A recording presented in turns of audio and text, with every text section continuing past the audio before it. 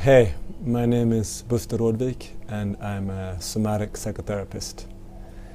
I would like to outline a little bit about what you can expect to get out of the workshops that I'm going to hold in Tartu, Estonia this spring.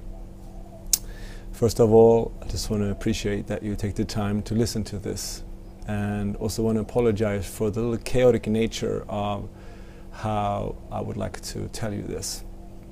First, I want to start with a couple of questions that I've written down that I want to use as a little bit of a tuning fork. So first question, have you ever worked with a client who keeps repeating a certain behavior despite their insight and understanding to do it differently? Second question, have you ever felt drained, triggered, or unable to work with a client? Third question, have you ever questioned your own integrity? That you offer suggestions to your clients, yet you don't take your own medicine. And if so, where do you go with that? Do you have support and supervision for where you're at as a clinical psychologist, as a psychotherapist, as a counselor of sort? I'm asking these questions because I'm in this work not to make a whole lot of money, but because I care.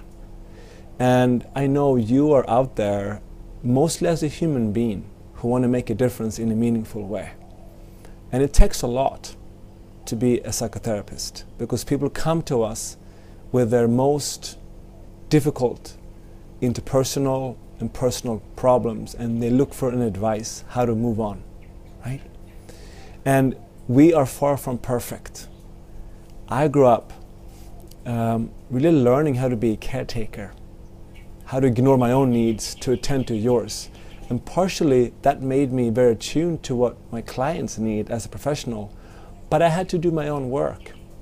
And I had to seek a safe environment in which I could do my own work, so that I can hold space in a professional way that maintained the integrity of my role. So, with all of that said, I would like to offer you a workshop that can help you add to your skill set of top-down intervention, such as cognitive behavioral therapy, which I worked with a lot, with sex addiction treatment and sex offender treatment. It was highly steeped in behavioral science and how to really confront thinking errors and look at behaviors in order to produce a better outcome, right? Yet on the addiction side, we also know it's not a rational disorder. There's something underneath the insight and the understanding that kind of takes over once it's too painful. And that's where addiction and coping strategies, affect regulation, and the whole body-centered approach come into mind. And the piece that I want to bring to you is particularly the first stage of trauma treatment, where we just look at how can I help my client to regain more of a somatic sense of safety in their body. Basically, how can they begin to safely befriend their bodies again?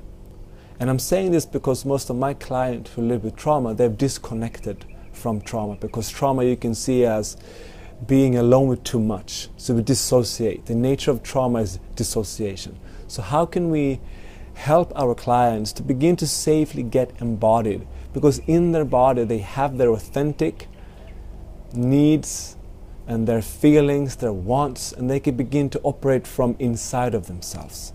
So how can we help them do that? In addition, in this first stage of trauma treatment, how can we help them with now an experience of somatic sense of safety to begin to regulate when they're triggered? So they don't need to do think about it differently or even express their feeling. No, how can we teach them somatic resources, such as working with alignment, grounding, breath, in order to discharge the traumatic energy that is triggered into their body.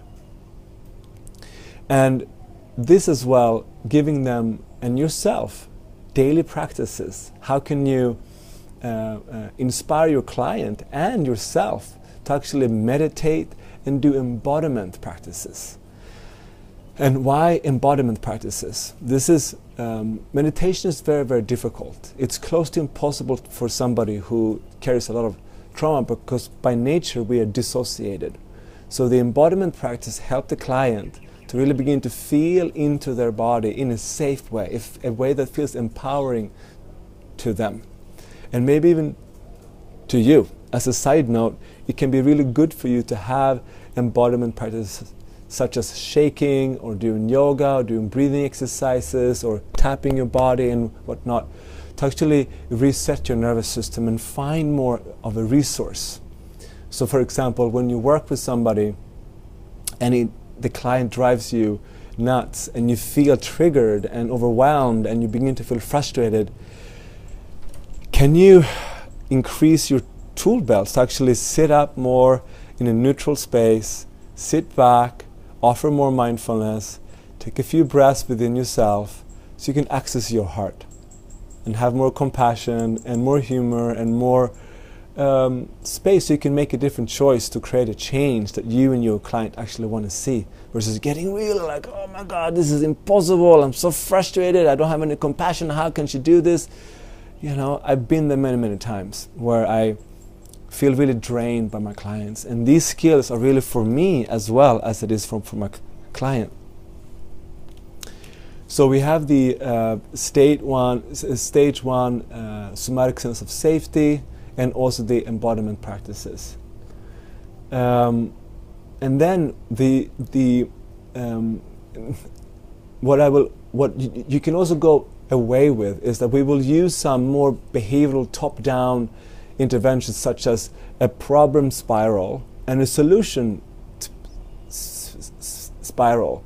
And you have most likely done this in the past, where you look at, you know, this happens, then that happens, and then I do the thing that I don't want to be doing. And then let's see if we can come up with different solutions. The addition here is to really study this progression in a very slow way, and then see, how is the body responding? How is the nervous system responding? How is my heart rate, my breath, my muscular tension? What are my body telling me? What does it want to do? What instincts come to play? Right? There's a whole world underneath the throat here that, unless we begin to directly work with the automatic nervous system, it will actually take over and do that thing that we don't want it to do. Thereof the crazy making behavior, right? So you will learn to help your client to begin to somatically identify what happens and somatically begin to intervene on these different stations, let's say, in the spiral of acting out, right? Very useful. In addition, you will get a smorgasbord of different bits and pieces of neuroscience that you can actually coach your client on, to learn about the different parts of the brain, the left and the right, and so that they have an understanding of why on earth pay attention to the discomfort in their body, and why learn tools and skills to actually feel more at ease in their own body.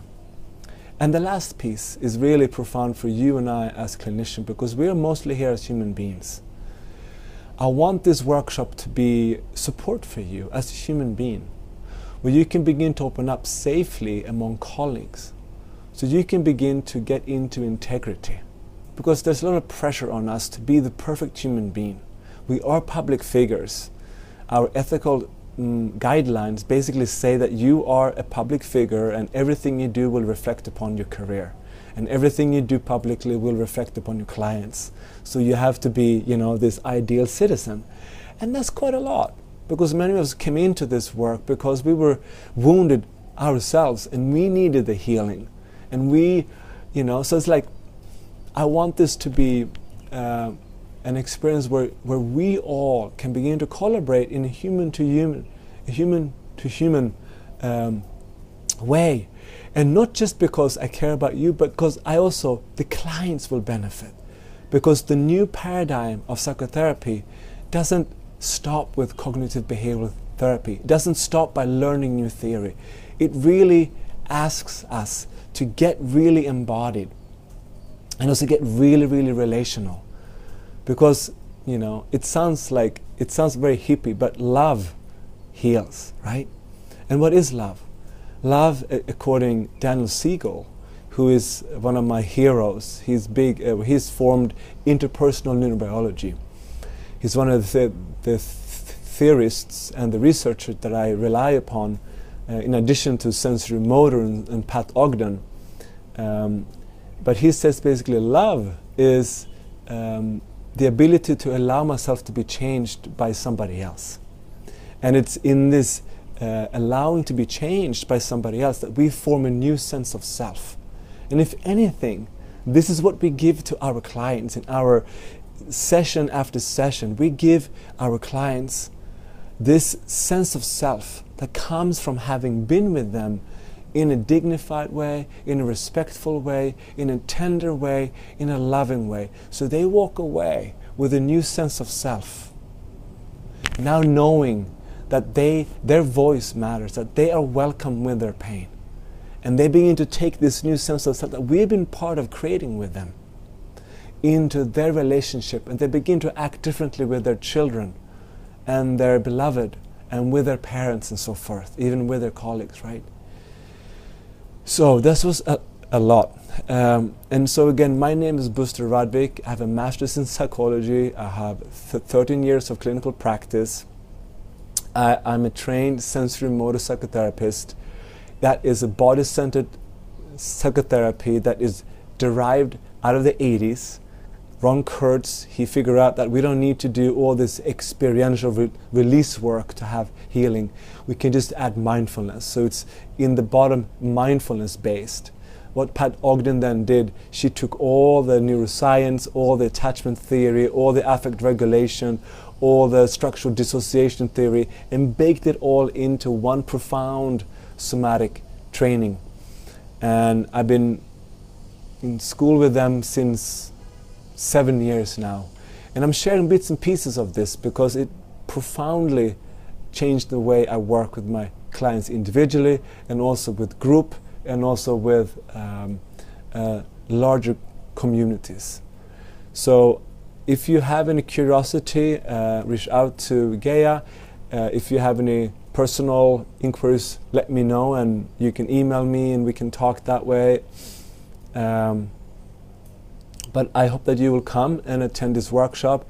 I'm in particular curious about meeting you and where you're at and where what I have can match your learning need for both practical application with your clients, but also personally as a human being, and also maybe even as a staff member, as a team member. Is there something that you can take from the process you learn with me that can help you and your team to actually have a safe place where you can take these new techniques and new paradigms and begin to help one another to feel more relaxed and at ease, to not have to be so perfect, but actually use your human nature, your